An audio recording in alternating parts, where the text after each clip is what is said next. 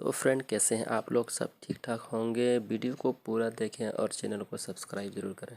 Sorry, आज की report थोड़ा सा लेट है। एक्चुअली थोड़ा नहीं, बहुत ज़्यादा लेट है। अर्जेंट काम आ गया था, बाहर जाना पड़ा। लेकिन कोई बात नहीं, सुबह से अब तक जो भी खबरें हैं सारी खबरों को इस एक ही वीडियो में आपके सामने मिक्स करके बहुत आसान भाषा में रखने वाला हूँ। पहली और बड़ी खबर भारत की आपको बता देता हूँ। भारत के अंदर ज्ञानवापी मस्जिद का मामला तो आप लोगों ने सुना ही होगा। उत्तर प्रदेश के वाराणसी के अंदर, जिसको लेकर कोर्ट में केस चल रहा था। हिंदू पक्ष दावा करता है कि ये हमारा मंदिर था जिसको तोड़कर मस्जिद बनाई गई थी। बहुत सारे सर्वे भी हुए थे जिसमें कहा गया कि यहाँ पर बहुत सारी मूर्तियां भी मिली हैं, मंदिर होने के सबूत मिले हैं। 2000 साल पहले यहाँ पर हिंदुओं का एक बहुत पुराना मंदिर हुआ करता था। फिलहाल ये सारी बातें आपको मैं 3-4 दिन पहले बता चुका हूँ। आज कोर्ट ने, वाराणसी कोर्ट ने एक बहुत बड़ा फैसला हिंदू पक्ष के फेवर में सुनाया है। वाराणसी की ज्ञानवापी मस्जिद के तहखाने के बारे में आपने बहुत बार सुना होगा। सारा मामला इस तहखाने को लेकर ही था। ज्ञानवापी मस्जिद के तहखाने में वाराणसी कोर्ट ने हिंदू लोगों को पूजा करने की इजाजत दे दी है। ज्ञानवापी मस्जिद के तहखाने में जो ग्राउंड फ्लोर पर है, अब उसमें हिंदू लोग सुबह शाम जब चाहेंगे मस्जिद के वहां पर पूजा करेंगे। दरअसल हिंदू पक्ष का कहना है कि ज्ञानवापी मस्जिद का ये जो तहखाना है, इस तहखाने में सोमनाथ व्यास थे कोई, वो पूजा अर्चना किया करते थे। लेकिन 1993 में मुलायम सिंह की सरकार ने यहां पर पूजा करने पर रोक लगा दी गई। सारे पुजारियों को वहां से निकाल दिया गया, जिसके बाद तहखाने में पूजा बंद हो गई। तो सोमनाथ व्यास जी के नाती ने कोर्ट में याचिका दायर करके इस तहखाने में एक बार फिर से पूजा अर्चना करने की इजाजत मांगी थी। आज वाराणसी कोर्ट ने अपना फैसला सुनाते हुए हिंदू पक्ष को ज्ञानवापी मस्जिद के तहखाने में पूजा करने की इजाजत दे दी है। हिंदू पक्ष का कहना है कि यह तहखाना जो नंदी भगवान है उनके जस्ट सामने बना हुआ है, और अब हिंदू पक्ष ज्ञानवापी मस्जिद के तहखाने में पूजा अर्चना करेगा। जिस वक्त सर्वे हुआ था तो इस तहखाने की साफ सफाई भी कराई गई थी। लेकिन यह बहुत बड़ी खबर है कि अब ज्ञानवापी मस्जिद के तहखाने में हिंदू पक्ष अपनी पूजा कर सकेगा।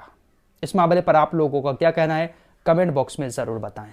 मिडिल ईस्ट की खबरों की तरफ चलते हैं। इजराइल की तरफ से जानकारी दी गई है कि गाजा के अंदर उसके 4 बड़े अधिकारियों की मौत हो गई, जो सेना के अधिकारी थे।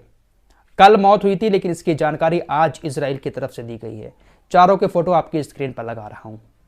ईरान की बात कर लेते हैं। दोस्तों, रात ही आपको मैंने खबर बताई थी कि ईरान ने अमेरिका को बहुत बड़ी धमकी दी है कि अगर आपने हमारे ईरानी धरती पर कोई भी हमला करने का सोचा, आप अगर ईरान की धरती पर हमला करते हैं, चाहे उसमें किसी की मौत हो चाहे ना हो, लेकिन उस हमले का जवाब आपकी सेना के ऊपर जो मिडिल ईस्ट में है उसके ऊपर हमले करके आपको जवाब दिया जाएगा। दरअसल मामला यह है कि जो बाइडेन के प्रशासन ने ईरान को स्विट्जरलैंड के जरिए, जो मैंने आपको कल बताया था ना कि थर्ड पार्टी के जरिए मैसेज इधर से उधर हो रहे हैं, तो स्विट्जरलैंड के जरिए ईरान को पहले एक मैसेज भेजा कि देखिए, हमारे सैन्य अड्डे पर बहुत सारे हमले हो चुके हैं, हमारे 3 सैनिक भी मारे गए हैं, हमारी इज्जत का सवाल है। हमें अपना चेहरा बचाने के लिए बस अपनी खाली जगहों पर ईरान के अंदर हमला करने की इजाजत दें। दोस्तों, ये कोई मेरी अपनी खबर नहीं है और ना ही मैं इसको बड़ा चढ़ाकर बता रहा हूं, बल्कि जो रिपोर्ट्स आ रही हैं उसके मुताबिक सारी चीजें आपको बता रहा हूं। ईरान से अमेरिका ने स्विट्जरलैंड के जरिए यह बात कही कि देखिए, हम आपसे युद्ध नहीं चाहते हैं, बस हम इतना चाहते हैं कि आप अपने खाली स्थानों पर ईरान के अंदर कुछ हमले करवा ले ताकि हमारा चेहरा बच सके। जो सुपर पावर अमेरिका है, भाई बदला भी तो लेना है। जब हमला हुआ है, 3 सैनिक मारे गए हैं, अमेरिका ऐसी खामोशी के साथ बैठ जाए, हमले ना करे, तो अमेरिका की इज्जत तो धूल में मिल जाएगी। लेकिन ईरान ने अमेरिका की इस रिक्वेस्ट को सिरे से खारिज कर दिया। ईरान ने इसी बात पर कहा था कि अगर आपने हमारी खाली जगह पर भी हमला किया और हमारा एक भी शख्स उसमें नहीं भी मारा गया, फिर भी हम उसका जवाब आपकी सेना के ऊपर हमले करके देंगे। तो अमेरिका जैसे देश जो है वो अपनी सुपर पावरी कायम रखने के लिए इस तरह से अंदर अंदर साठगांठ करके भी कई सारे देशों के ऊपर खाली जगहों पर भी हमले करके वापस आ जाते हैं। जैसे यमन के अंदर अमेरिका और ब्रिटेन जो हमले कर रहे हैं, उन हमलों से हूतीस के ऊपर कोई असर नहीं पड़ रहा है, लेकिन अमेरिका अपनी धौंस जमाने के लिए, दुनिया को दिखाने के लिए, देखिए हम जो कहते हैं वो कर सकते हैं, खाली स्थानों पर जाकर यमन के अंदर हमले करके आ रहा है। हूतीस कह रहे हैं कि आपको हमारे हथियार नहीं मिलेंगे, हमने ऐसी जगह ले जाकर छुपा रखे हैं। खबर दक्षिण कोरिया से आ रही है। अमेरिका का जो F-16 लड़ाकू विमान बहुत ताकतवर माना जाता है, जिसको तुर्की भी लेने के लिए बहुत ज्यादा इच्छुक था, और उसी F-16 विमान को पाने के लिए तुर्की ने स्वीडन को नाटो का सदस्य बना लिया। F-16 विमान दक्षिण कोरिया के पास क्रैश हो गया, पूरी तरह से खत्म हो गया। अमेरिका का ये F-16 लड़ाकू विमान बहुत ताकतवर माना जाता है और कहते हैं कि इसके अंदर जो टेक्नोलॉजी है अच्छे अच्छे विमानों के अंदर नहीं है, लेकिन फिर भी क्रैश हो गया।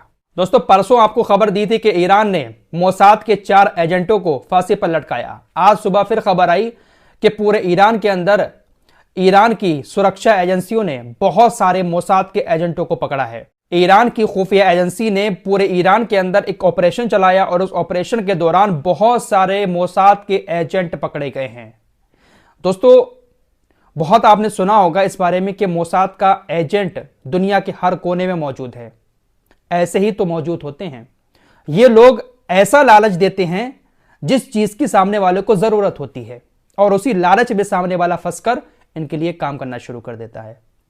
ये जो अरबी लोग इजराइल के खिलाफ आवाज नहीं उठाते हैं, ऐसी चीजें बहुत सारी आती हैं सामने जिसमें कहा जाता है कि ये सारे के सारे लोग अरबी मोसाद के चंगुल में फंसे हुए हैं। कतर के शेख के बारे में आपको बता चुका हूं, जब मोसाद ने कहा था कि अगर आप ज्यादा बोले ना, आपकी जितनी भी चीजें हमारे पास हैं सीक्रेट दस्तावेज, उनको हम दिखाने में देर नहीं करेंगे। काफी सारी ऐसी खुफिया रिपोर्ट आती हैं जिसमें यह दावे किए जाते हैं कि मोसाद की जो एजेंट लड़कियां होती हैं, खूबसूरत लड़कियां, वो इन लोगों को अपने जाल में फंसाकर उल्टे सीधे काम कर लेती हैं और फिर इनको अपना गुलाम बना लेती हैं। गुलाम देश यूएई का भी बयान आया है। जॉर्डन के अंदर अमेरिका के ऊपर जो हमला हुआ, उस हमले की यूएई ने निंदा की है। साथ ही साथ जो अमेरिका के सैनिक मारे गए हैं उनके लिए और उनके परिवार वालों के लिए दुआ भी की है। साथ ही साथ गुलाम यूएई ने यह भी कहा कि जो सैनिक बुरी तरह से घायल हैं, हम उनके जल्द से जल्द ठीक होने की भी दुआ करते हैं। फिलिस्तीन के लिए तो कभी भी यूएई जैसे देशों की तरफ से यह स्टेटमेंट नहीं आया कि इतने सारे लोगों की मौत हो रही है, हम अल्लाह से दुआ करते हैं कि परिवार वालों को सब्र दे, या हम अल्लाह से दुआ करते हैं कि गाजा में जितने लोग घायल हो रहे हैं जल्द से जल्द ठीक हो जाए। लेकिन गुलाम दुआ कर रहा है अमेरिकी सैनिकों के लिए। आइए अब आपको पाकिस्तान की तरफ ले चलते हैं। पाकिस्तानी सेना और बालूचिस्तान की जो बालूच सेना है, BLA संगठन है, उसके बीच जबरदस्त लड़ाई शुरू हो चुकी है। लड़ाई तो हमेशा से चलती थी, लेकिन खबर आ रही है कि बालूच संगठन ने पाकिस्तानी सेना के ऊपर कई सारे हमले किए हैं। 50 सैनिकों की मौत की भी खबर सामने आ रही है। बालूचिस्तान के 2 शहर माच और बोलन, इन दोनों में बालूच आर्मी ने कब्जा भी कर लिया है। ऐसी भी कई सारी खबरें आ रही हैं। बालूच आर्मी ने पहाड़ियों से पाकिस्तान की आर्मी पर बहुत सारे रॉकेट से हमला किया है। 50 सैनिकों के मारे जाने की खबर है। यह खबर बालूचिस्तान की आर्मी के जो अधिकारी हैं उनकी तरफ से दी गई है कि हमने 50 पाकिस्तानी सेना के लोगों को मार दिया है। हालांकि पाकिस्तानी सेना इसको कंफर्म नहीं कर रही है। मौतें हुई हैं, लेकिन पाकिस्तान का कहना है कि ये हमारे सैनिक नहीं है बल्कि और लोग मारे गए हैं, जबकि बालूच सेना का कहना है कि हमने पाकिस्तान की सेना के 50 लोगों को मार दिया है। फिलहाल बड़ी खबर इमरान खान और उनकी बीवी को लेकर आ रही है। 14 साल की इमरान खान और उनकी बीवी को जेल की सजा हो गई है। इमरान खान फरवरी में चुनाव लड़ने का प्लान बना रहे थे। जेल में जब वो गए थे तो उनको जमानत मिल गई थी, चुनाव लड़ सकते थे, लेकिन एक बार फिर से वहां की सरकार ने इमरान खान को उलझा दिया। फिलहाल इस रिपोर्ट में इतना ही। और भी मिडिल ईस्ट की बहुत सारी खबरें हैं जिसको मैं नेक्स्ट वीडियो में आपको बताऊंगा। सारी इसमें बता दूंगा तो लंबी हो जाएगी वीडियो। मिलते हैं एक और नई वीडियो के साथ, तब तक के लिए अल्लाह हाफिज।